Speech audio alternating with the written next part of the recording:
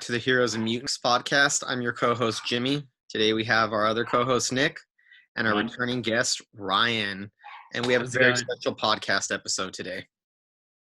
So this is going to be a little bit different from, we're not going to talk about any superhero stuff. I mean, it's going to be related to that, but this is going to be something deeper and more pertaining to us, a little bit of background on us, and this, at least with me so much too, but the source of my inspiration for wanting to do this and what was the driving factor and a huge motivation for me. So on Labor Day 2016, I lost my best friend. Well, me and Ryan, our very, very close friend, Rakeem Amani Reyes, aka Rocky. And we were gonna do this episode in memory of his birthday and a kind of celebration of life. His birthday is July 30th, so this is when this episode is gonna be released.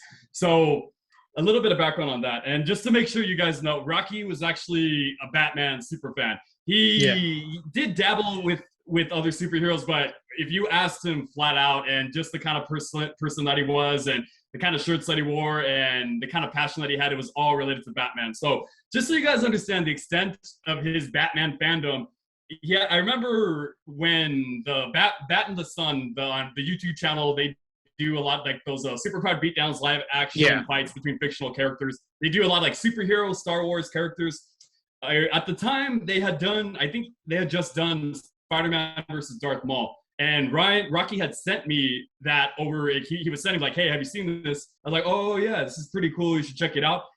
And a year before that, they actually did Darth Vader versus Batman. And he was like, oh, I hope this is better than Darth Vader versus Batman. And I'm like, why, dog? That was cool. It was really dope. And I was just trying to say like, hey, I really liked it. It was cool. And he said, yeah, but F him.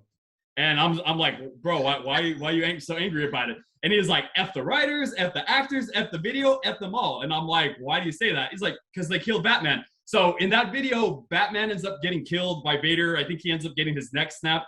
And obviously, too, like, for anybody who knows these characters, Darth Vader is one of the most powerful Jedi/Sith Lords of all time and wields the power of the Force and is one of the strongest Force users ever. So for him to be going up against Batman, like it was one of those things that was cool to see Batman wield a lightsaber, but at the same time, I'm kind of like, you kind of knew where it was going to go. It was easy to see that Batman was probably not going to make it out. But Rocky was so salty that in his mind, Batman should have won, and they killed Batman, so he disregarded the channel, and he didn't like the channel. So that just goes to show the extent of how much of a fan and how passionate he was towards Batman.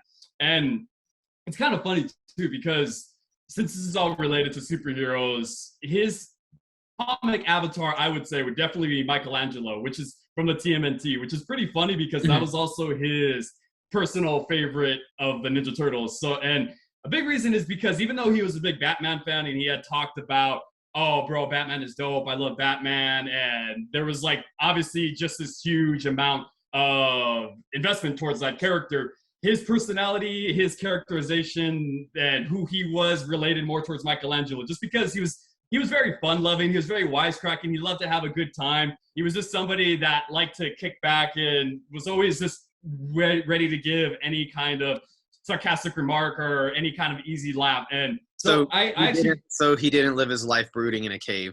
Oh, definitely not. Yeah. But I think it's because so going back to that, first we'll go through a little bit of the history and the background on how I met Rocky. But I met Rocky in August of 2009. Wow, crazy to think. I had just graduated from high school at the time, and I was going to Mount San Antonio College, aka Mount SAC, which is the biggest community college in California. And I was just starting adulthood. I didn't exactly know what I wanted to do, what I wanted out of my life. Was just going to a local community college, and I had a lot of trouble getting classes. And that was at the time. It was just so packed. You couldn't find parking. I would have to like park sometimes a mile away from the school just so that I could, otherwise I would just be driving around for hours trying to find a parking spot. And my only hope to getting any kind of classes was, I was into dance at the time.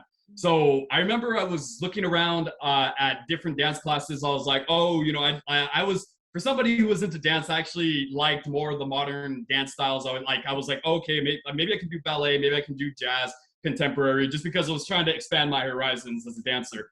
And also, too, because I had done martial arts, that was also something that was going to be a challenge for me in terms of flexibility and something that I welcomed as, okay, this is a big challenge. Let's give it a try. And I was walking over the building to the dance building because I was looking to get in to join their ballet class. And I remember I walked into the building and the door to the dance room was open, and there was this little like door, like maybe about a foot door frame. And as I'm passing through, I see this dude slide on his head. And in dancing, it's called the icy ice head slide. And as I was walking by, I was walking by like this, and I stopped and I looked back, and I'm like, oh damn, there are other b-boys, break dancers, break boys is also what they're called, but people would probably know them as break dancers.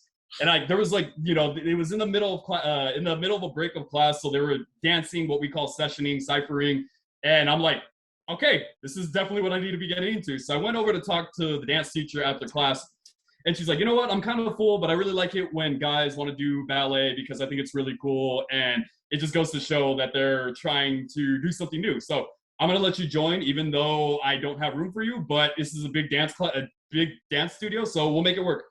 And that's really to where everything started with us. And we didn't get close right away, but a lot of the similarities were there. We were former martial artists, athletes turned dancers who were into acrobatics, who had a love and affinity for Batman.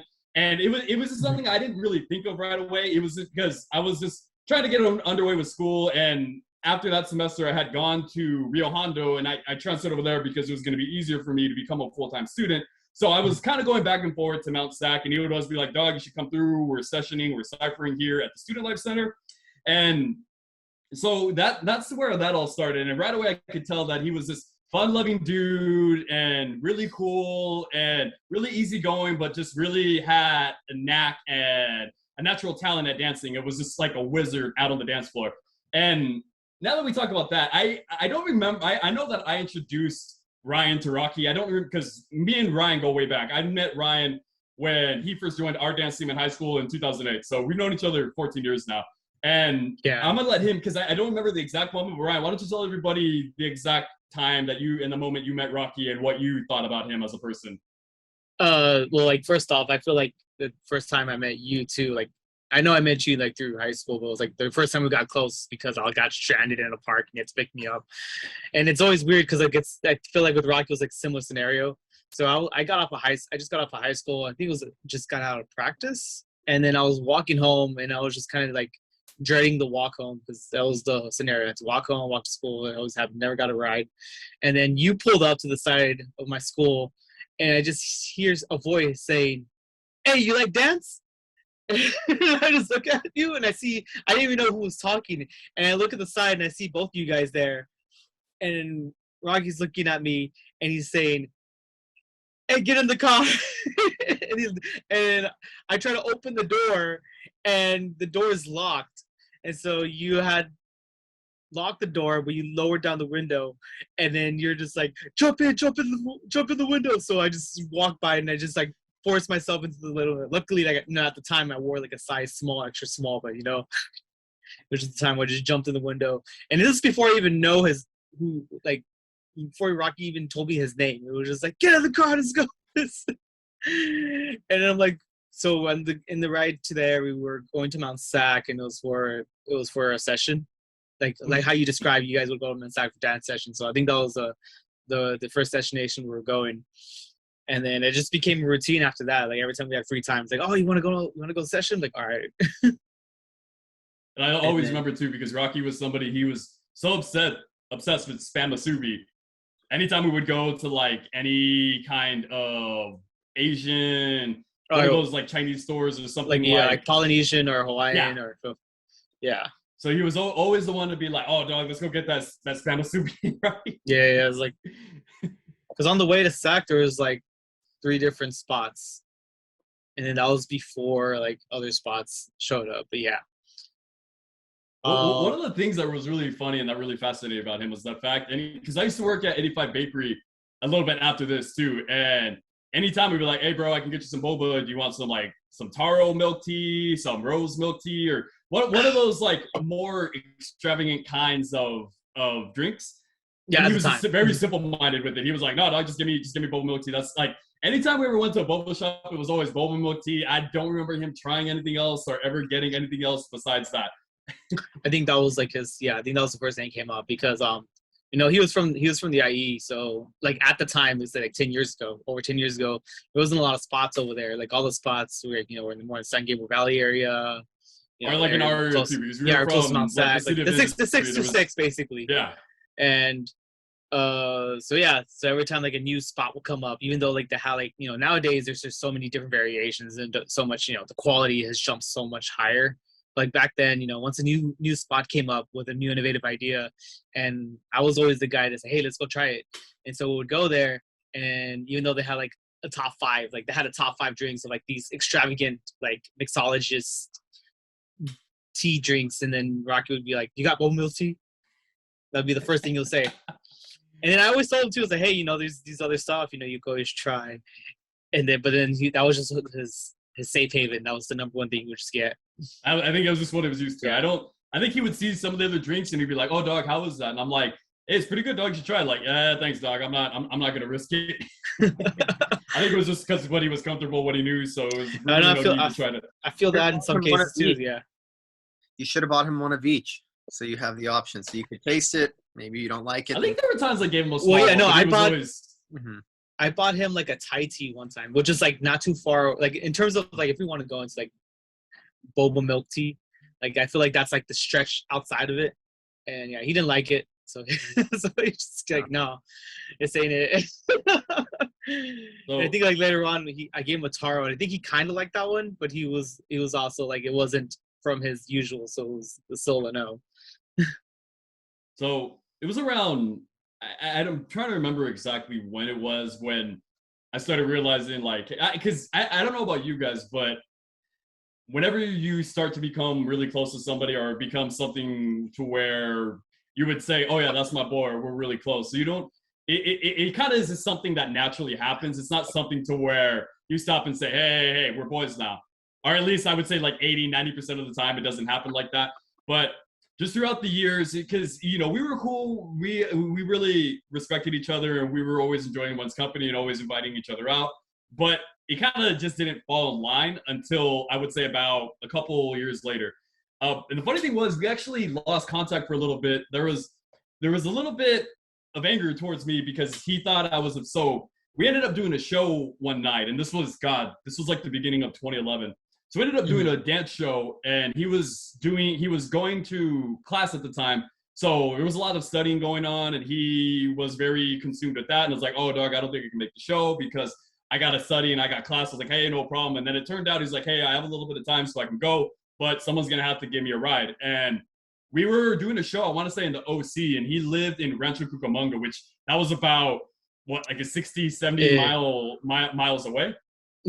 From your probably like no, I meant from the shot, like from the OC there. It's probably like 45 miles. But we met up at my parents' house, which is they lived in West Covina, so that was about a halfway point, about like 35 miles from the OC and from the show, and about 30 miles from his house.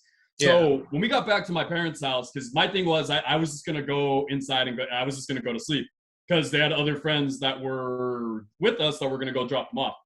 So it ended up coming about these friends, they wanted to go somewhere else. I don't know if they were going to go to a party. And Rocky was like, "Hey, I have to go straight home because I have to study and I have to wake up early." So it got about, we're bickering, arguing back and forth. And then I eventually was like, "Hey, dog, no problem. I'll take you. Like, let's go." So it was something, I didn't have a whole lot of money at the time. And that was a bit of a far drive because obviously I just drove to the OC and then I was going to have to drive over to Rancho and then drive back. Mm-hmm. He gave me a little bit of money, which I didn't mind. I mean, that wasn't his fault. He had said that he needed a ride and that it was supposed to be discussed and supposed to be assumed that not assumed. It was said that these other friends were going to take him home. But afterwards, like, I thought everything was cool. We're okay. And I was like, "Hey, dog, I'll see you later," everything like that. And come to find out later on, apparently word got back to him that I was upset with him, that I had to take him home. And for about a period of 6 months during this time, I noticed that he was a little bit cold towards me. And even when I tried to talk or I tried to reach out, it wasn't until I ended up doing another show with Will. Will is another good friend of ours who was a big part of all of this too. And that was because I was trying to figure out, I was like, I don't know. I was like, "Oh, Rocky must be busy right now because he hasn't really been responding." He's like, "Hey, is everything cool?" Because he seems to think that you're mad at him over that show that you guys done a few months back. because you were thinking that you were mad that you had to take him home. I was like, no, I was never mad.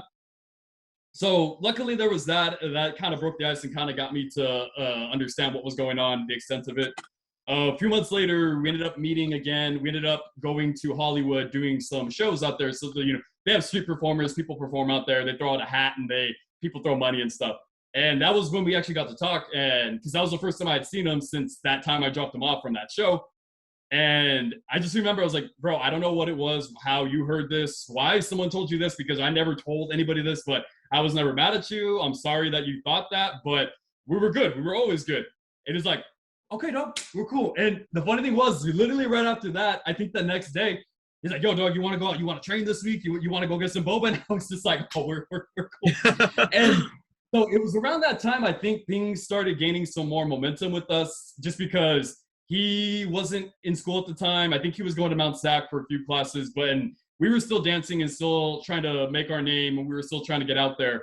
And also at this time was when he became an instructor at the UFC gym. So the UFC gym in Rosemead, they were doing dance classes, and they had different instructors, and Rocky was one of them. And because this was in Rosemead and he lived in Rancho, that was obviously a far drive from him. So I told him, I said, and this was in the morning when they had to do classes, when his time slot was. So I told him, I said, hey, if you want to stay the night at my house the night before, so that way you don't have to wake up super early, we can get more rest, and you'll only be like 15, 20 minutes from Rosemead. And so most of the time we did that, and I think that was really the formation of our brotherhood, and when I realized that things started getting close with us, because from that time when we reconciled up until his passing, like we were as close as can be. And I think just over time, things started getting closer and closer with us. And we really started to really just like, it got to the point where we were talking pretty much like every day or every other day.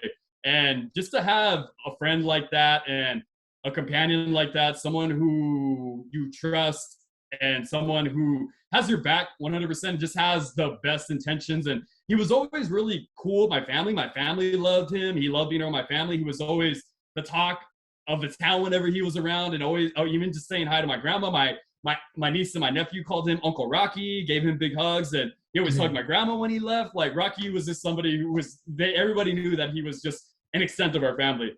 And people like that are really rare. Very, very.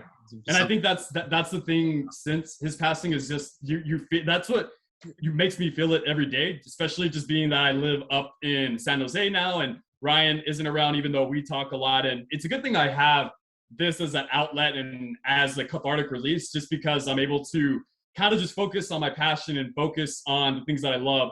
And it kind of, because there's a lot of times being isolated up here where I just think on Rocky and think of all those memories and all those good times and all those things that we were supposed to do, all those plans and all those visions, and even so much, what makes it hard. So he was a source of inspiration for me for this, but at that same time, it was a constant reminder of him being gone, because if he were here, he definitely would have been on here right now. He definitely would have been the first one I went to, like, bro, we're going to be doing this podcast on superheroes. You need to do it. Dog, I'm in. I already knew his energetic, enthusiastic response would have definitely been that. So now that we're so wrapped, there's just so superhero culture is so prevalent and is so big in part of our culture now. It just is something to where it makes it even harder, and it makes me just constantly be reminded of him being gone, because there's always going to be a new show coming out every time there's a new movie, and I look over and he's not right next to me, or just in general with stuff like that. I don't know if you feel that way, Ryan, but I definitely feel that way all the time, where there's that, as much as I'm happy to see, stuff like the Batman and stuff like Doctor Strange and the Multiverse of Madness and all these awesome, fantastic superhero stories, at the same time, there's just that constant reminder, like, damn, Rocky isn't here. Rocky's gone, and we can't talk about this. We can't chop it up about this, and we can't view this together and experience this together. I don't know if that's something you think about, but it's something that hits me all the time, honestly. Oh yeah, no doubt. It definitely hits. Especially like everything that's happened since then. We've got a lot of big releases coming out. We're in a whole new phase of Marvel right now. DC is starting to get their track together in terms of like creating their own films as well too. But in addition to that, you had everything in the middle too. You got new characters in the comics now. You got new generations of superheroes that are in books. You have a new generation of DC comics now, because back then we were talking about, this is pre-Rebirth, so back then they were rocking out. We talked about New 52 stuff, and now Convergence was happening at that time. So yes, Convergence also. Yeah. It was talking about that ushering into like Rebirth, and I remember too. I was always talking with Rocky about that, and I'm like, dog, my man, DC is gonna be doing another retcon or another new kind of timeline thing. He was just like, oh man, really, bro? Yeah, but then he'll go really, bro, and then he starts reading the comics. He's like, oh, this is lit. So getting into that too, that was really at that point when he started becoming more fan of the source material. Was right around the same time we all did, because I remember I've been reading comics about 10 years, and I was telling him too, like, bro, you got to read The Killing Joke. I was reading Aquaman, I was reading Green Lantern. Even though like that wasn't his forte, that was definitely stuff he was still into. Especially if it was DC, he was more going to be into that as long as it revolved around Batman, or if it had some kind of continuity with Batman. So like he became actually very respected and appreciative of Superman, because that he's one half of the world's finest with Batman. And I remember even telling you that, Jimmy, like, Batman fans shouldn't be hating on Superman because they're the world's finest, and it's kind of stupid for Batman fans to be saying Superman sucks and Superman's boring and all this. I mean, to be honest, I'm a big Superman fan now, but that's partially because it takes place in the same universe as Batman. Exactly. So yeah. I ended up becoming. I mean, I like Superman separately as his own thing, but yeah, I love Marvel and DC, but just the fact that DC is always going to be my favorite because it's the universe that Batman exists in. So yeah, I can definitely relate to that. And getting back to that, actually, for Christmas 2014, I bought him his first comics. I bought him The Killing Joke, and I bought him Death in the Family, which details the death of Jason Todd. Very iconic ones, yeah. And I had actually read The Killing Joke, so I didn't need to go back and read it. So as I was about to wrap it up for him, I had it sitting on my lap, and I was just like, do I try reading? Yeah, I bought him that. There you go. That and the Death in the Family was the two first comics that he read. So I take credit for that. But I remember, because since I read obviously I was telling Jimmy that I read Killing Joke. I didn't need to reread that, but I hadn't read A Death in the Family. So I remember I had it next to me, and I was like, do I? Yeah, I got enough time. I was doing my whole Mr. Incredible. Yeah, I got time. So I'm like ripping through it, trying to read it as fast as I can. And funny thing was, my oldest niece was about 10 months old at this time. So she comes crawling around. I hear her crawling from the hallway, and babies have like big, they make like they're pounding on the freaking ground. And I'm thinking that she's gonna go past me and like go to her to her room or something. But to my surprise, like I'm sitting there reading, and then I look down, and then she's like nudging on my shoulders and like asking me to pick her up. So one of her first moments experiencing Batman or superhero culture was an actual comic book. I mean, obviously, I didn't show her the more graphic details about it, but I remember too, my sister was sitting across from me, and she took a picture, and you can clearly see like I'm holding the book, and my niece is in my lap, smiling and giggling, and you can clearly see like it's a Death in the Family. So that was a cool little thing. I was glad I was able to introduce him to the source material, because that was, I think it was really the starting of like playing the Arkham games for both of us that got us more, and then obviously you had The Dark Knight, which Heath Ledger really went into detail about the Killing Joke being a source of his inspiration for his portrayal of the Joker. So around that time, like that's really when I started really thinking about everything. I'm like, okay, we got The Dark Knight, and then we had the Arkham games. So that was really at the point where I started like, I don't think this is a nerdy, weird thing to be getting into comic books. Around that point, like 2008, 2009, I think Batman started to reclaim his status as kind of the most popular superhero, which I felt Spider-Man kind of possessed that for years. And then with the Dark Knight and then the Arkham game, I saw like a cultural shift in the perception of Batman at the time, and it was cool to be into Batman. Yeah. I think that was really the extent of it, because once Arkham City came out, he went back to play Arkham Asylum. And I remember I was like, you know, Batman sitting on the Mobius chair where he's like this and is like, I'm a god now. I felt like that when Rocky would call me and be like, hey, bro, how do I get through this one part? I don't know how to defeat this. Like, bro, help me out. And I'm just like, So I think that I think because like back then too, like I remember like he would even go on Skype, and we would talk about it. Because remember the times we would like have like video calls. It's like, what are you doing? Oh, I'm playing this. I'm like, oh, we're playing this too. Or like day one when Arkham Knight came out, we were all on a video call, all of us like on the seats playing the first few minutes of the game. So I remember because you actually went with me because I bought the PS4. I went on launch. You bought the package, yeah. Yeah, I bought the package, and then we were setting it up, and I think you like still the night there, right? Like I had you stay there forever because I was like, oh, because we're playing the game. So yeah. I mean, I couldn't imagine what the loss must have felt like for you because my best friend is actually a big Batman fan too.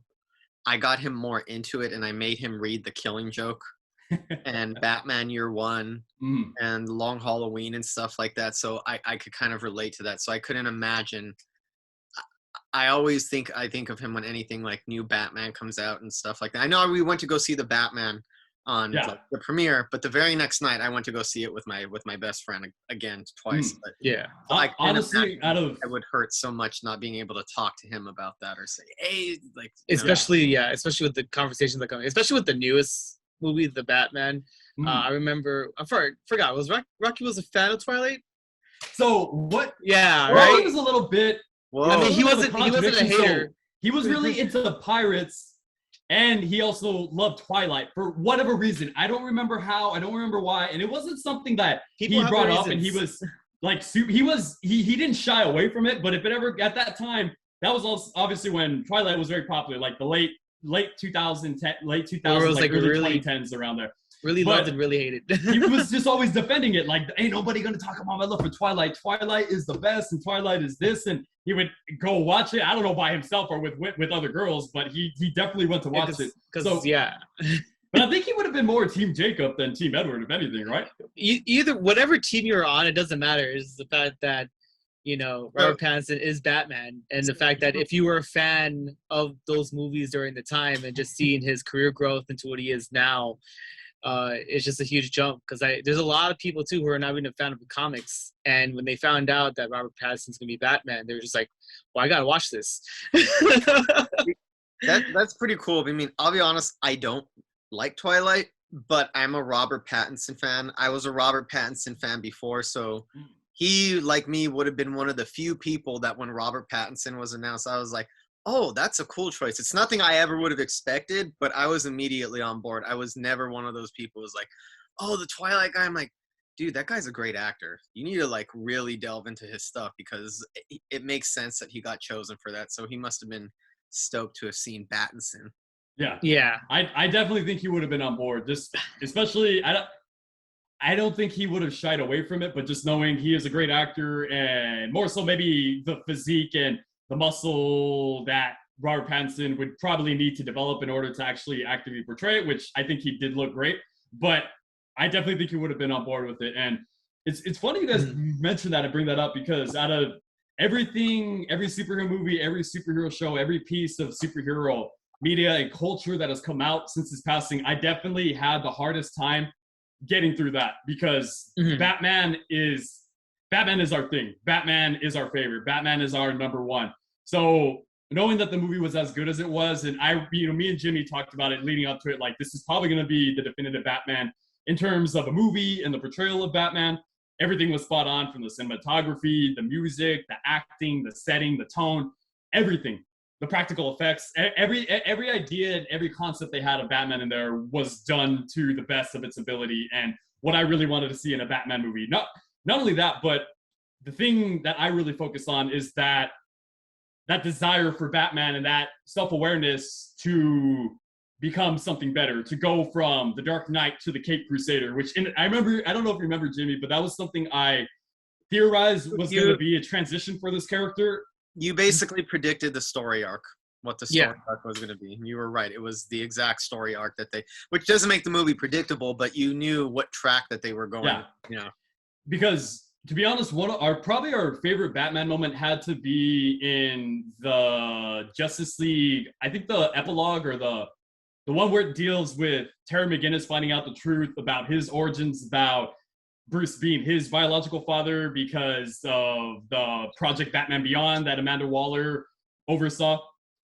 With that, when Amanda is telling him the story about the humanity and the compassion that Bruce had, that it was unlike anything she's ever seen in anybody else, that he comforted Ace in her dying moments, and that he just actually he connected with her as a child, and especially because he knew what it was like to be robbed of your childhood. But in his moments, he didn't. Waller wanted him to kill her, but he wanted to just connect with her as a child to have her undo the reality warping powers that she was doing. And I think that was probably one of the best examples we had seen of Batman that wasn't portrayed in the source material. Just in general, it's just a awesome Batman moment, especially because it had Kevin Conroy voicing the character who is our definitive Batman too. We had wanted to see that in live action. We had constantly talked about it like, dog, yes, Batman is dark, he's grim, he's an edgelord, but there's also that compassionate side to him that we haven't really seen yet. And I would just want a further exploration of that and to see that at the forefront. And the fact that movie did this made it just stand out way above the others. And at that moment, honestly, there were tears coming down because I'm like, man, Rocky, I already knew Rocky was going to love this, but Rocky really, really would have said, like, this is my definitive Batman. I don't care what it would have been like him having to defend Twilight all over again. Like, nobody going to talk about my love for the Batman. The Batman is the best. I mean, I don't care what anybody says. There's a lot of people who hated on it. I feel like, look, I'm going to be honest with you. I think people went in trying to hate on Robert Pattinson. I think a lot of people who didn't like his performance, didn't like it because they didn't want to like it, because they had already made up their minds. I'm like, if you just remove your bias and really look at it, that is the definitive version of Batman, as far as I'm concerned. And the movie actually does that. Those moments where he's looking at the kid, the mayor's son, twice, you could see, like, it's never spoken, but there's like a longing and a hurt in his eye when he sees the kid and when he sees the pain that he's going through. Yeah. And even when he's at the funeral, that's the only person he actually seems to care about and is interested in, and makes it a point to protect him when the car comes crashing. Or even just in the comparisons from the very beginning to the very end, he's just beaten a gang of thugs, and even though he just saved this guy's life, as he turns to him, the guy is shuddering in fear. Please don't hurt me. But by the end of the movie, as he's dropping the girl to be airlifted by the helicopter, she's still holding on to him and not letting go. So just seeing like that comparison from the very beginning to the end shows that transition from the Dark Knight to the Caped Crusader. Yeah. Now, I want to get into a little bit more so that you guys have an understanding of who Rocky truly was as a person. Just, I think it's really important to know who he was and his character, and just the kind of empathy and the kind of compassion and the kind of understanding, the emotional intelligence he truly had. So, Ryan, you want to take over now and talk about the incident that led to you becoming more, where we all started interacting more, and so just getting closer, where we became what we call the Trinity. Oh yeah, so that was also the term Rocky made too. Like, he created that word. So I would say go to like 2014. So like those around like time I was still working at this company that has a mouse involved in it. So anyways, I always touch base with you because back when I was working there, I didn't really interact with my outside circle of work because of the scheduling and everything was just like hell raised over. Like you would be there for a closing and then you would open like the next day, and this is before like they revamped like a lot of their worker laws. To be honest, I don't remember really seeing you much when you did work there. I think we talked often, but I didn't really remember seeing you there like much when you did work there. Yeah, I mean you're just everywhere when you work there. You're everywhere. I don't know how it goes now, but that was his case. But anyways, I was doing that, and at the same time I was doing like freelance photography. And I got a lot of gigs like during like 2015, and it was a very like defining moment because my career at Disney wasn't like, it was doing bleh, and it was just a summer job I just held on to for too long, and then I was like, okay, it's time to go. So when it was my time, I moved on to doing more gigs. I did some work for Warner Brothers DreamWorks for just like some small projects. But overall, this, there was a lot of struggle too, because the thing about freelance work is that you're not employed. You're just there for like a job, and then maybe like 3 months or 1 week or even 1 day, and then that's it. You don't have work. And so there was a lot of times where I was just like struggling just to try to get like another job or another gig and everything. And that's when I went to you guys, because we'll just hang out, because I don't remember the reason why, because you told me to come to your place. And when I came to your place, we are just hanging out and everything, and then boom, just comes Rocky through the door. It's like, hey, I haven't seen you like, because before I met Rocky, it was like 2015, and the last time I met you guys was like probably like 2013. So maybe like 2 solid years since I like legit like connected with you guys. Yeah, exactly. And so I came and say, hey, it's you. I was like, what's up? So it was like a long way of like talking through things, and and that was another thing that kind of sparked something with each other too, because like Rocky was also a fan of photography too, and I believe like throughout this process too, he was going back to school for commercial photography and imagery. And so it was another way we were able to help each other out in terms of like our skill and improvements, photo editing, that whole jazz. And then unlike you guys, you guys connected with comics, Rocky was also a fan of like some of the more mainstream anime that was going on, a lot of the shonens that was going on. So it was great to like connect with him with that as well, because during the time like around 2014 2015, we got like a lot of like really big ones that came out, like not go off the topic comics, but JoJo's Bizarre Adventure was like on its 3rd season, but that was also the most popular season. You had the Dragon Ball Super movies. You had an anime called Kill la Kill, which was like a really popular action anime, and it was just a lot of stuff that he was really into, and we just connected with. And that, and also you guys in round one we would always go to round one for fighting games, because both of us loved playing fighting games. He had a PlayStation Vita, and the funny thing is that the Vita back then wasn't like very popular. And now if you go online right now, they're go for a lot, because there's a lot of good games that no one ever gave a chance. And a lot of those games include like, 3rd party or indie level fighters, or just some Japanese fighters that people didn't really play that much, but people see them now and they're really good games.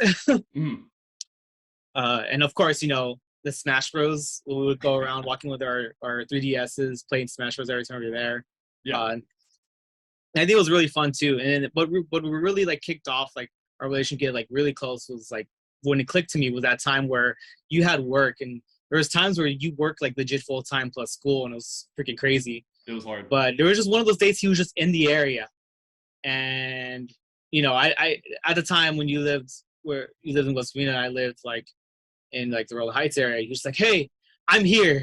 And I'm like, okay, what's up, man? And he's like, let's go get Boba. I'm like, all right, dude, let's go get it.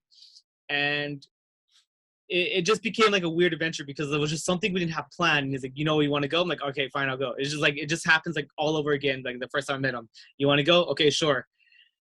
And usually I'm a person that loves planning things. So I usually hate these scenarios, but this is one of those scenarios where it's just like, okay, fine, I'm going to go. So we ended up, going to Boba. I think we went to Tasty. And then after that, because we were in that area, back then Frankenstein's was like 2 streets over, like down the railroad.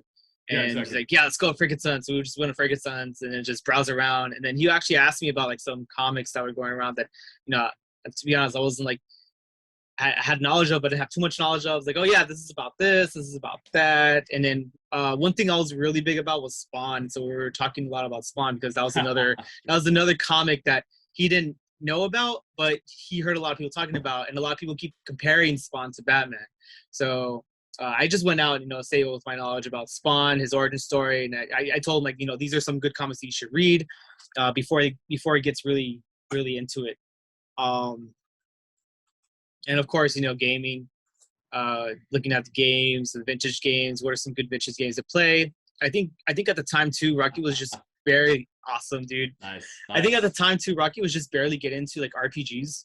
Yeah. Because the only RPG he knew was like Zelda, and so he was getting more into RPGs. So I just started like introducing him to like the good games that are playing. And I think what was great about like playing the Arkham games, that even though they were like action fighters, beat 'em ups, they did give you some aspect of being part of a character, which is what's important of going more into like, you know, the RPG genre. And PC gaming in general, because I was with you guys, I was the only one that played PC gaming, and you know, it was a crap PC at the time, but at the time we would just, you know, play online. It's like, hey, this is this is Diablo. But yeah, what really hit it off was more just like, you know, hanging out with you guys, going through a lot of adversity, and he did an amazing job helping me get through that adversity. Right. There was a lot of times where I just like, the work was there, but the money wasn't, or it was just really like a lot of hard times that happened throughout that time where he was there, and it was really easy to get into contact with him.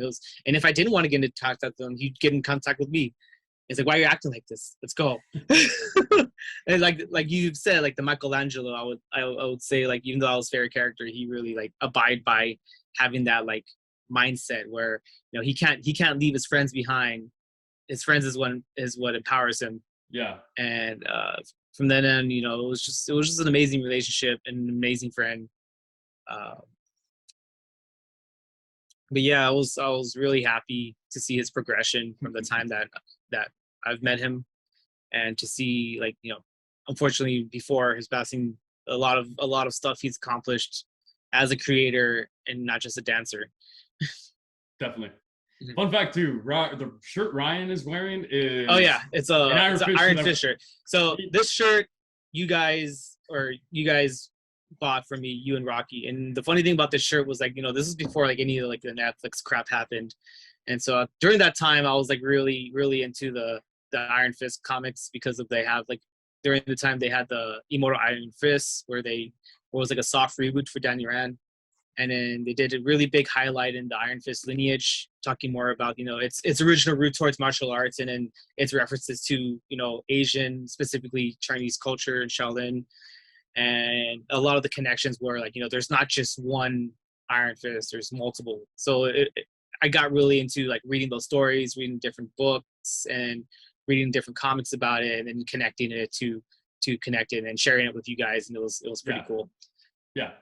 Because the funny thing about that is that it was right before we bought you it to wear to Kamikaze 2015. Yes. Because you kept telling us, oh, I don't have anything to wear. I'm excited. I'm ready to go. And I was actually super excited for that, because we were all going to get a room, and we're going to have all, you know, I was going to have my boys there. We were all going to be cosplaying together. It was going to be super fun. But that fact, like, because we had gone to... It was like a last minute thing for me too, because you guys already had it planned. For me, it was just like, I guess I'll go. And so it's like, okay, we're going to go. And then it's okay, we're going to go. And then for me, like, you know, I'm very prideful of, like, you know, showing my, you know, expressing myself at a convention. And I was like, you know, I don't have any comic shirts at the moment. Because we actually went to Frankenstein's because he was going to be Red Hood. So he was like, oh, I need to go get a shirt. They have that one at Frankenstein's, designed from the New 52. When we were there, we were looking around, and Rocky's like, yo, dog, they got the Iron Fist one there. And I'm like, let's go half. He's like, cool. So, and I know next time we saw Ryan, we just threw it. I'm like, yo, you got something to wear now. You're welcome. Yeah, you guys didn't even like give it to me. You just like threw it at me. He's like, what's this? He's like, oh, shoot, thanks. And so it's funny. You actually brought up something too, Ryan, that I actually forgot about, and I didn't remember until right now. So thank you so much for reminding me. But he was also, one of the other things that we connected on was our love for martial arts. We were definitely very invested in it. I had talked a lot about my history as a martial artist, especially more so within the past 10 years where I started getting into more Hong Kong cinema and like even late 70s, early 80s stuff, Jet Li, Jackie Chan, Donnie Yen, obviously way back in Bruce Lee, you know, Sammo Hung, Wen Bio, all of those great action stars, Hong Kong action stars. But to Rocky, his number one, and Ryan knew this was coming, his number one, his favorite, the GOAT, best of all time, without a doubt, was Jet Li. It's not that he didn't like, I think for us millennials, we grew up with Jackie Chan. We saw so much of him. He was the most popular Hong Kong star because of Rush Hour and all the other movies. Like, he was everywhere in the late 90s, early 2000s. So we obviously liked and had an affinity for him. But it was also easier for the casual audience goer to like him because he had all the physical comedy and he did all of those crazy stunts. So it's easy to be like to get invested in Jackie Chan, or at least I'd be like, hey, Jackie Chan's really cool. He's really good. But Jet Li, when you saw, funny thing was, I actually didn't really care for Jet Li much, just because I saw like Cradle to the Grave, I saw Romeo Must Die, the Kiss of the Dragon, like, a lot of those movies, his American movies. His American movies didn't do him, not that they were bad, but they just didn't do him justice compared to his Hong Kong films. Like, his favorite movie of all time definitely was Fist of Legend. If you guys have not seen Fist of Legend, that is a great martial arts film. It just shows Jet Li in his prime at the peak of his abilities, and it is just fantastic. But it's just funny because I remember I was like, you like Jet Li? Like, dog, Bruce Lee is way better. Donnie Yen is way better. Bruce Lee is better. And he was just like, bro, you need to go back. You need to watch Fist of Legend. Watch Fist of Legend, and you're gonna thank me later. And I remember, keep going, right? Oh no, sorry. It was like, I remember like that. Yeah, if you watch Fist of Legend, his old stuff too, like Once Upon a Time, and then my favorite, like his first movie, Shaolin Temple, was really great. My favorite film from him is Fearless. We're gonna get to that. It's fun. It's crazy you mentioned that too. But so I remember it was about a year before he had passed, like the summer before, and I was sitting, and this is around like a little bit after I'd started getting into. I had watched all the Ip Man movies, and I started getting more vested into Hong Kong cinema. And I was scrolling through Netflix, and I'd seen that Fist of Legend was there. I was like, oh damn, Fist of Legend. This is the one Rocky keeps talking about. So I watched it. Right as it was over, I call Rocky and I'm like, bro, I just seen Fist of Legend. You were right. Jet Li is the man. He's like, dog, I told you. I don't know why you had ever any doubt in me.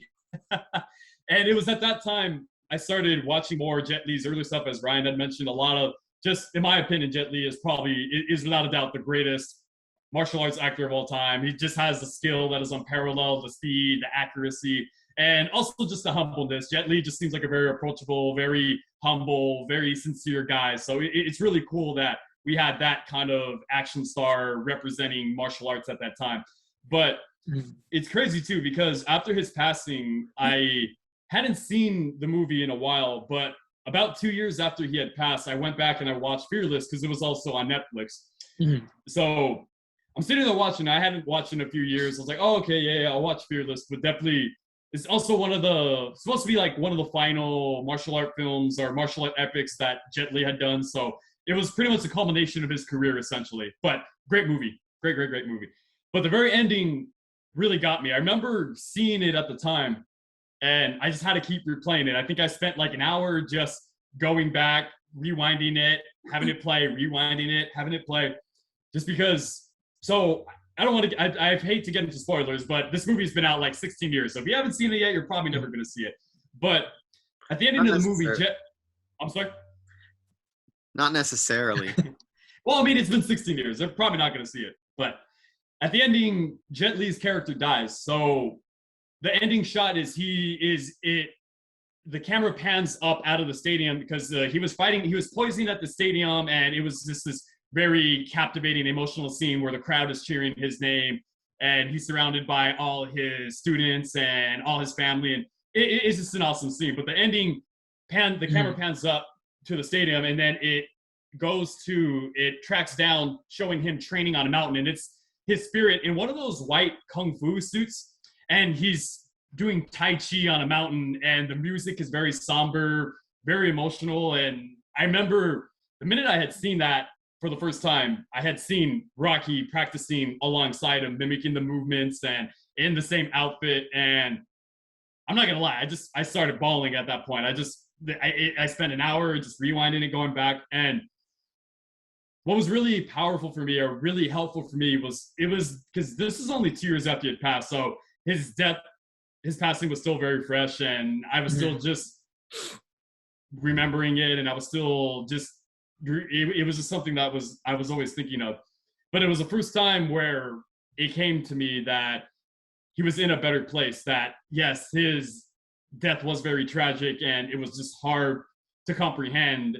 But at the same time, it just occurred to me for that first time that, hey, he's in a better place. He's practicing with Jet Li. He's doing martial arts. He's happy. He's in his zone. And I remember that at that time, it was the first time it came to me. So it was just very helpful in that sense, that even though, like I said, I was still grieving. It just came to me that he's where he is, and you just got to remember the good things about him and not try to be so dour and try to find some kind of peace with his passing. Yeah. Mhm. So No, yeah, I feel, man. Yeah, no, dude, like those years after was like really hard, like on me too, because like there was a lot of things that like affected the way I function with people, like after that. Um, and I think it still affects me to this day too, because like I am per se like if you go from then and now, like I am not that person anymore. I don't know if it's for the better. I don't know if it's the worst, but I'm not that person anymore. And I feel like, Rocky being part of my life had a big impact on that. In all parts of his life, had a big impact towards me. That being said, yeah, it was just one of those. It was just one of those things too. Like I remember those times I did have to like watch a lot of things, and there's a lot of things were coming out too, like around 2016 too. Remember we watched Civil War together. that was our final comic book film we watched. And then he was really into like, because you were the one that was a fan of Black Panther, a huge fan of Black Panther, and he knew about the character, but he wants to learn more. And you were telling him more about the characters, the history of T'Challa, and in the involvement and how it relates to Civil War. And then you introduced him to Civil War, and then I think around that time too, it wasn't out yet, but I think that time too, Marvel was also writing parts of Civil War 2, and what was just crazy about it is that when he saw Black Panther on screen for the first time, I remember his reactions too. Like he saw another like A S tier hero on screen that he did not know about till that day. And when he finally saw it on the screen, like everything you've been telling him about just woke up in his mind and was like, this guy's legit. And I remember after that movie too, because shortly after the movie where they announced they're gonna have the Black Panther movie. And it was like one of the things too, is like, oh yeah, all these superheroes are dope, but wait till Black Panther comes out. Yeah, I have to ask you guys, what did he think of Batman versus Superman? So I think he enjoyed it. It had good action. I don't want to blur his opinion with my opinion to it. That's fair. Because it's kind of weird thinking about it. I remember he was extremely vocal about Civil War. I think Batman vs Superman, he was just a bit more like calm about the review. I think he had mixed feelings towards it, but I think Nick has a better example, because I can't think too much of how he thought about it. So because we compared to like Civil War, because they released around the same time. I remember him just consistently talking about what was going on Civil War versus Batman v Superman. I'm really sorry I never got to meet Rocky, but like one thing I have in common is I'm a big Batman fan. But that year, I was more excited in talking about Civil War. I went to go see Civil War multiple times in the theaters. I only went to see Batman versus Superman once, and I was okay with it after that. Yeah, I think there were ideas and concepts that he liked. I think this vision of Batman as somebody who's lost all hope, and especially because they hinted at something at that transition from where he started losing his faith in humanity, but at the very ending, having that faith restored, even though it wasn't done to the best of his ability. Like, I do think that there was a better film there, but it's just a lot of the concepts, a lot of the ideas weren't fleshed out, they weren't explored, and it was this rush to build up to this Justice League movie that we knew was just on the horizon. I think they started filming for Justice League literally like a month after Batman vs Superman came out. So it was just, for him, it felt very rushed. He actually did like Batman. He liked Affleck as Batman. And that fight scene we would regard as the greatest in Batman cinematic history for sure. Probably still is. I mean, easily. Yeah. Granted, the fight scenes in the Batman were good. I think Reeves shoots it in a way is very simple to follow and easy. easy to understand. I think we just need an exploration of. He just came across as a little bit of a more of a brawler. I would like a little bit more of a distinctive, complex fighting style. But overall, the action in the Batman was pretty good. I think, yeah. I do remember one of Rocky's strongest opinions was he was a part of that boat that wasn't about Batman and unaliving people, and I think that was one thing he had like a big concern about, and I think that was one of the reasons why we never went too deep into the movie as well. Because the theatrical cut of that film is really choppy. I mean, like the extended cut is much more watchable, but yeah, the theatrical cut of that movie was really choppy. Very. But during that time too. During that time too, like, Civil War was just like, it was nowhere close to what the comic iteration was, but it was still like one of the better Marvel movies that was released.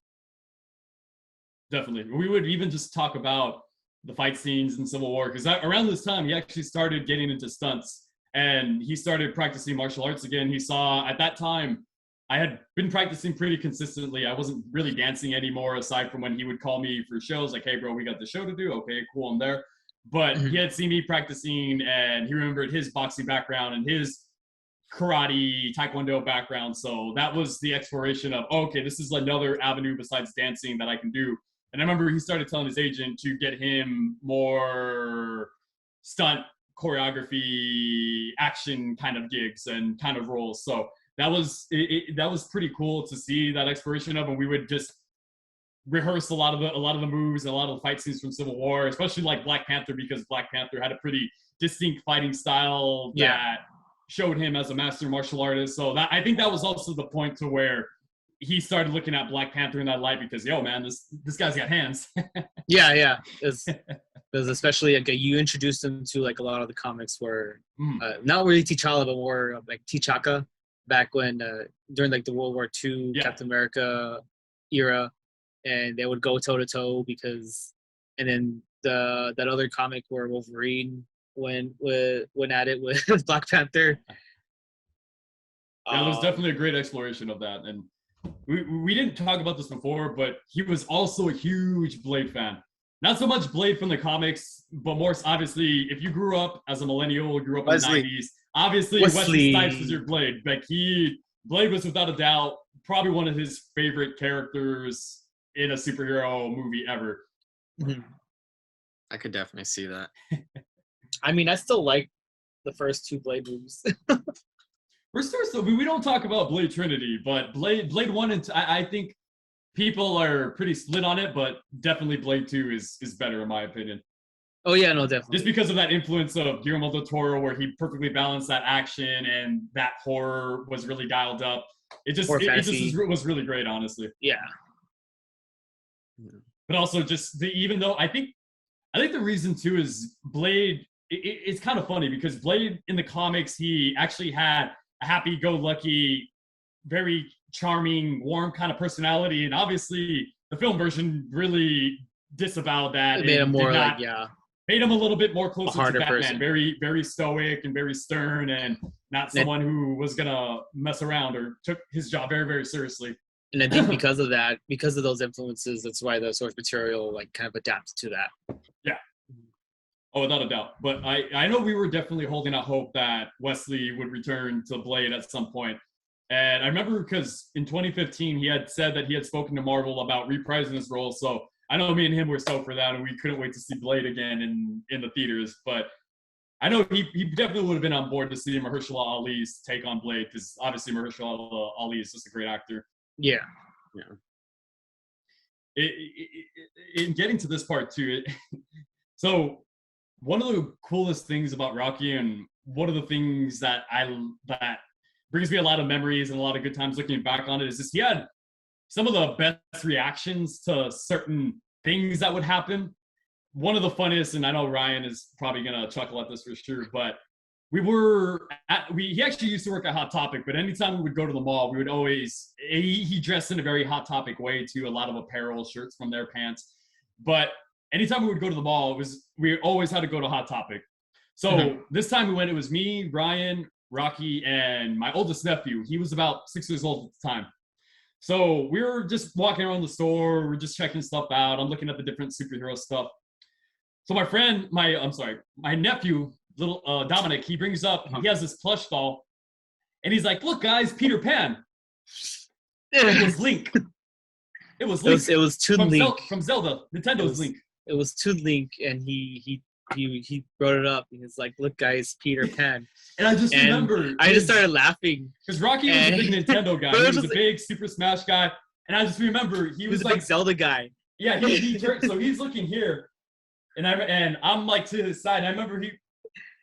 Oh, this your nephew? This your blood? This is how you raise him? And I'm like, hey man, I don't know this kid. This kid. I remember that his parents raised. He went at you for that. He's like, this is your nephew. This is your nephew. Bro, this is your blood. This is your nephew. This is how you're bringing him up to think that Peter Pan is Link. That's funny. Oh, and it didn't help either. It didn't help either too that his guardians also said that's not Peter Pan. People in the comments, because I posted it about the situation, and people were like little Dominic, it's Zelda, and we were just like, oh god, this is just making it worse. No wonder Zelda's a princess. Yep. It just gets into another baseball. Without a doubt, probably the funniest moment I ever shared with him, ever experienced with him. Oh my god, it still brings me laughs. And this picture is actually in my background. I'll go ahead and show you guys. Sorry, give me a sec. But you can see that this is actually from that day. Oh, me as Nightwing and him as a Harley thug from Arkham City. But so this day, we actually that was the last time that we ever went to an event was Anime Expo 2016. I'm really glad that I ended up going because this was the last time. This was only 2 months before he passed away. So in hindsight, looking back now, I'm just like, I'm so glad that I went because I wasn't an anime guy. And I had told him that was my reservations I had about it. I don't know, man. I don't think I should go. I mean, I'm going to dress up as Nightwing. It's okay, dog. A lot of people come here. They dress up as comic book characters. And I've seen actually a lot of other comic book characters. My nephew went as Damian Wayne Robin. So it was really cool to have that. Now, I mean, he went as essentially a comic book character. Well, not a comic book character, but comic book inspired character. Yeah. And so we went to this. It was a panel for Star Oceans. I think that's a RPG, right? It's a Sega RPG. The RPG game. And he's like, hey, let's go to this panel because it's a 21 and over event. We can get drinks. So I was like, okay, cool. So my nephew and my cousin was watching my nephew because I brought him too. He was Red Hood actually. So I was like, okay, he's good, so I can go to this event. So we had seen a photo booth because the panel was. I had no idea about the panel, and the creator of the game, he was Japanese, so they had to translate. So I'm not really fully paying attention to it. We're kind of just standing in the back, and then we look over, we see they have a photo booth. He's like, hey, you want to go take a picture? I'm like, yeah, cool. So we go, we take solo shots. He takes his own, I take a solo. We both walk away, and as we're walking, I stop, and I'm like, bro, why don't we grab a picture together? He's like, I don't know, man. I don't know. You didn't say. So we turn back around, and the funny thing was, when we first went in, there was no line. But this time, in the span of just a couple minutes, there was like 5-6 people ahead of us. I'm like, oh, great. So we're waiting in line 10 minutes. We're just standing there chilling. All of a sudden, I hear somebody from behind me with the voice, not similar to mine, but maybe just a pitch higher, a pitch or two higher. Very similar. But I just hear very close to my ear, hey, I really like your Nightwing. And I turn around. I already know because it sounded like a dude. I turn around, and it's this really tall dude who's dressed as Zatanna. Zatanna, the magician, Zatar's daughter. You know, from Justice League Dark? Yes. So, and I'm just like, oh, yeah, thanks, bro, thanks. So he walks away, and then I turn over to Rock, and he's like, dog, go get his number, dog. He wants you, man. He wants some of that Nightwing. I was just like, shut up, man. Let's go take this picture. Next episode was really progressive. And I guess that's one of the cool things about him. He was definitely the type of hype man, the best kind of hype man that you can have. Even if he was telling me to go get a number from a guy dressed up as Zatanna, he was 100% behind me. So that's definitely the kind of people you want in your life, who are going to just be hyping you up for no matter what. Yeah. So This is definitely a lot to take into today, but it's something that I've been wanting to do for a while. It's just I didn't exactly know if it was going to be okay for me to do and to talk about in this kind of format, this kind of setting. But it is definitely, like I said, a cathartic way to kind of come to terms with everything that happened and just always remember that idea of him being in a better place and living in harmony now. And it just is a good way to remember him and a good way to just remember why we do what we do and the source of inspiration, at least in terms of Heroes and Mutants, because he was always that kind of background character that I would definitely think most about, like the targeted demographic, and kind of bounce those ideas and even just have conversations with him. Like, okay, how would Rocky like this topic, or how would Rocky like this take, or what would Rocky say about this discussion, this topic, or this idea? And that was always my source as far as being the host and kind of trying to make it so that it was revolving around that and kind of always having those ideas and remembering that this is that's exactly what we want it to be. So I know the ideas presented here were a little bit somber. We try to keep it as light as possible, or as much as we could in a positive light. It's just obviously what happened to him was very tragic. And if you want to learn a little bit more, there's going to be a episode on the series VH1. I think it's going to be called Infamy. That's going to be premiering sometime in September. You can find that on VH1 on their website. So yeah, it's just I really miss my close friend. I mean, he was like a brother to me. I definitely remember the last memory we had. It's crazy that this was it, but we had a 50th birthday party for my mom, and this is just the day before he went missing. And I remember he came through. I was like, "Hey, we're gonna have a 50th birthday for my mom. You should come through. There's gonna be food. There's gonna be a taco man. Okay, yeah, no problem. Can I get some? Can you spot me like $10? Yeah, I got you." And obviously, my family is Mexican, so anytime we have a party, they're always having mariachis over, a taco man. And this is his first time seeing mariachis in their full get up and actually playing. First time experience them playing right in front of him. So we're sitting there, we're eating, we're listening to the music. He's like, "Yo, dog, what are the songs about?" I'm like, "Oh, about love, about life, and some random thing." Because he's like, "Yo, man, these guys have good style. I like the way they dress. I like the way they play." And I'm like, "Oh, okay, yeah." He's feeling it. And so at the nighttime, he said his goodbyes. He said, hug my grandma, hug my niece, my nephew, and said bye. And as we were walking away, I'm walking into his car, and he's like, "Hey, bro, do you got that? You got that $10 for me?" I was like, "Yeah, I got you." So I remember I slapped. It was dark out, so he couldn't see, but I just like slapped the bill, and then he walked away. And he was walking. He walked to like 5-10 feet in front of me, and until he got on the light, and he looked at it, and then he turns back. He's like, "Bro, this is a 20." And I'm just like, "I got no change, man. You're just gonna have to take it." And he's all like, "Oh, my man, I'll see you later." And I think the crazy thing, thinking back on that week and thinking everything that happened, is this was supposed to be a good week. We were supposed to have a week of training. We were supposed to have a martial art workshop, a capoeira, Brazilian martial art, and we were supposed to do an audition. Not only that, but we were gearing up to go to another comic book event, expo. It was Long Beach Comic Con. We were going to go in a couple months. He was going to, a couple weeks. He was going to be Batman. I was going to be Nightwing. And we were so psyched because Kevin Conroy and Lauren Lester were going to be there. Lauren Lester, he voiced Robin. Dick Grayson, the older Dick Grayson, Robin, Nightwing in Batman the Animated Series and the new Batman Adventures. It would have been like. So we were so psyched. I had our tickets to go. I was so ready, and then that happened. I was very close to still going to the event. I wanted to at least get Kevin Conroy's autograph, and I was going to try to have him do a shout out to Rocky. Rocky, thank you for being such a loyal, dedicated fan. Please rest in peace. But as much as I told myself I was going to do it when the day came, this was only about a week or two after he had passed, and I'm like, I just can't do it. I just couldn't find it in my heart. They're like, it just, not that there wasn't that motivation to do it. It was just too much for me. Like, just the thought of it was just causing me massive tears, and I couldn't even muster the strength to get out of bed in those months after everything happened. So I know this is all somber and a bit bleak, but Rocky, we did all this because we just wanted to show a positive light on the kind of person that Rocky was, and the kind of person that everybody wishes that they could have as a best friend, and that they could have as that wingman, or as just that confidant, and that loyal, dedicated person who's going to have your back no matter what. So I'm very grateful for that, and especially very grateful to have a friend like Ryan, and glad that he got to experience this all as a Trinity. He was Wonder Woman, by the way.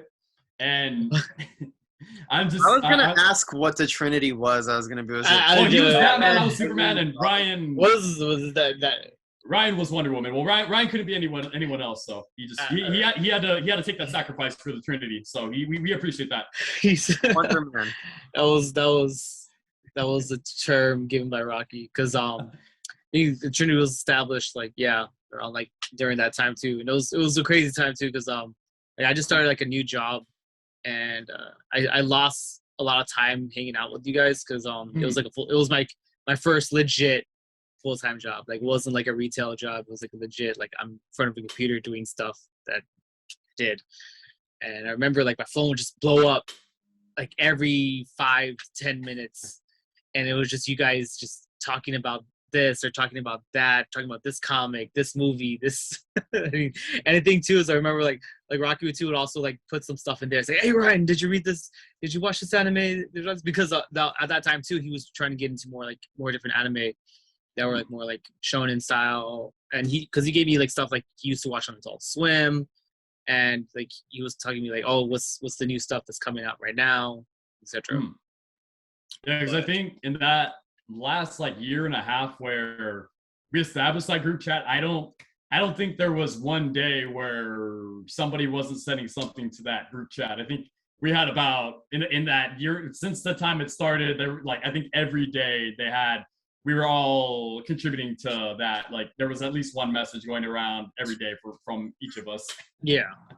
So thank you guys so much for joining us today. Yeah, no problem. I'm glad that you guys, especially you guys, Ryan and Jimmy, thank you, especially you, Ryan, just because you knew Rocky and were another part of the story, and Jimmy to be here and to kind of be that mediator and kind of just ask those questions. And I know like we had talked about the situation before and you kind of knew Rocky more vicariously, but I really hope that this paints a clearer picture in your mind on the kind of person and the great humble man that he was. Yeah, and he was always like the life of the party. Always. If you were someone who wasn't about being around people, or someone that needed help like breaking out of shell, like Rocky was always the guy like to help you. Say, hey, let's go out, or let's do this, and he did it in a way that you didn't feel uncomfortable either, and that was like the best part about him. Yeah, that was definitely one of his best skills, and really just goes to show just the amount of emotional intelligence he had to recognize that someone needed help or someone needed a little bit of guidance. So even just someone just needed just to have a good time or just have a good memory to kind of help ease that pain or kind of ease that transition into the person that they could ultimately become. Yeah. Very, very superhero-like the way he was able to inspire and mediate that towards people. Mm-hmm. And just inspire people to be better. That's without a doubt. I mean, Rocky, for sure, that he was a superhero. Most definitely. No doubt about that. But rest in thank power, you guys Rocky. Rest in peace to our good friend. Happy birthday to you. Miss you, brother. Love you. You're the best. So thank you guys so much for joining us today and having this special episode. And we'll see you guys next time. Thank you guys. All right. Thank you.